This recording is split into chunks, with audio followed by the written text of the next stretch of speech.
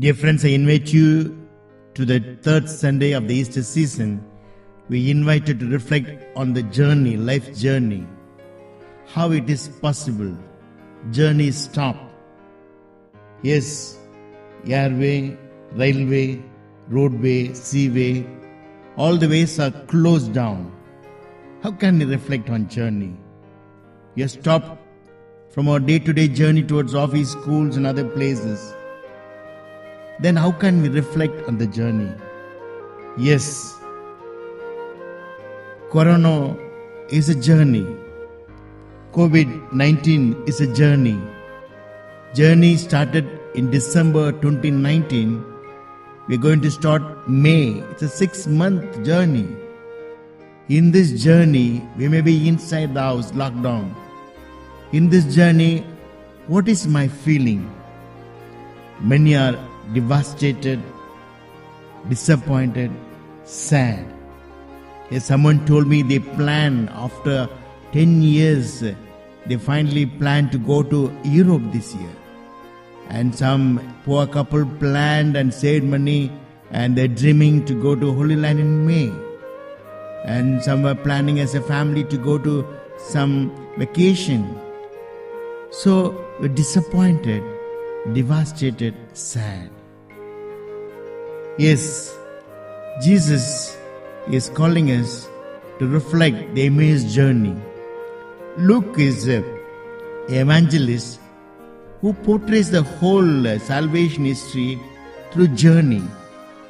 Luke's gospel, we see Mother Mary, Joseph, Jesus, Bethlehem journey. We have a Bethlehem journey. And we have a journey of a prodigal son leaving and coming back. Luke is explaining. And he's explaining Good Samaritan and from a journey. And he always mentions Jesus his eyes are towards Jerusalem journey. So Luke explains the salvation history through a journey. Yes, a life is a journey. We are on this earth as a pilgrim. This COVID-19 is also a journey. Gospel is another special invitation. Why we are disappointed, we are devastated, and we are sad in the journey. It is true, the two disciples are disappointed, sad. They walk with sorrowful face. They walk with sorrowful face because the eyes were closed, the mind, the thoughts were closed. If our mind and thoughts and hearts and the eyes are closed, then we will see only the negative feeling, the ill feeling, the bitter feeling. Why our eyes are closed? Why our minds are closed, hearts are closed? Because of our preconceived ideas. Apostles towards Jerusalem, they thought walking towards Jerusalem, they will be part of the kingdom. Jesus will overthrow Romans. They will rule, they will enjoy all the privileges. When that thing did not happen, when Jesus is killed, they thought it's an end. The preconceived ideas, expectations came to an end. So they go back. It is said Jerusalem to Emmaus will be 11 kilometers. It was a place used for a Roman camp, military camp. Afterwards, that place did not exist. Say moving, they don't know where they are going, where they are moving, because that the thought is closed, their mind is closed, their hearts and eyes are closed, filled with negative, bitter, ill feeling. Things did not go according to my way, our way. Their eyes are open, mind is open, thoughts are open. When the bread is broken, the word is broken. Jesus was walking with them as a stranger. Jesus is with us, among us. But when you're close, we cannot realize, recognize, because we give importance to the negative, bitter, and ill feeling. But there, when the word is broken, bread is broken, they realize that He is among us, He is walking with us, He is walking along with us. Yes, dear friends, this invitation for all of us in this third Sunday of the Easter season, with the fear and uncertainty and the constant extension of the lockdown, how is my feeling as I go through this COVID journey? What is my feeling? Do I hear a lot of news and become depressed and sad and bitter with the family, with the situation?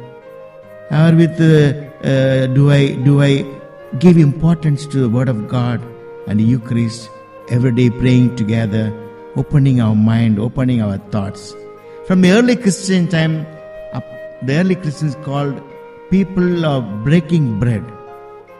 People of breaking bread, because the community, when they came together, they forgot all the worries, anxieties, fear, threat. When broke bread and broke the Word of God, they found Jesus.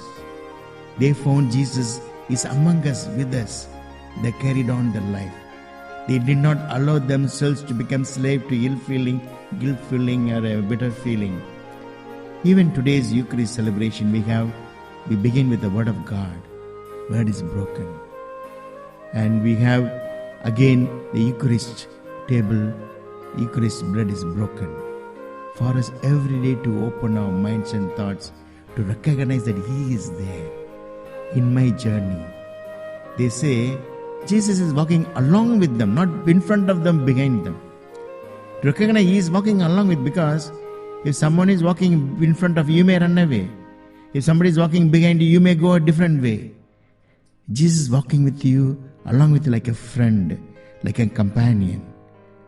And Nightingale Hospital is just started in one of the US state, just to cope up with the situation. They say it looked like a battlefield. The Nightingale Hospital is looking like battlefield. And dying patients, family cannot be with them. And they feel bitter, they feel sad, they feel devastated.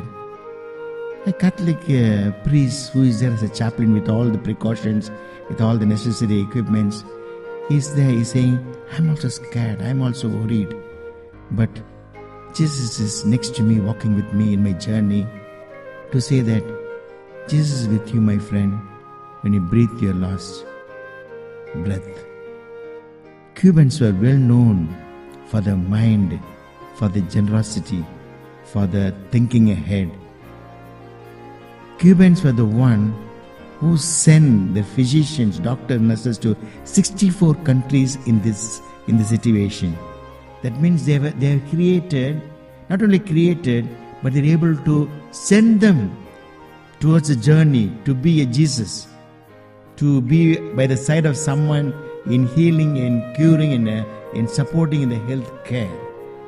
And as we come to the altar of God, looking at the altar and the Eucharistic Lord, let us spend some time in this week to open the Bible, so that a prejudice will be broken, and be a people of participating in the Eucharist, so that we never allow ourselves to bitter, ill feeling. Rather, we will recognize constantly that Jesus who is walking next to us. The COVID journey will come to an end, and we will have a new life. Amen.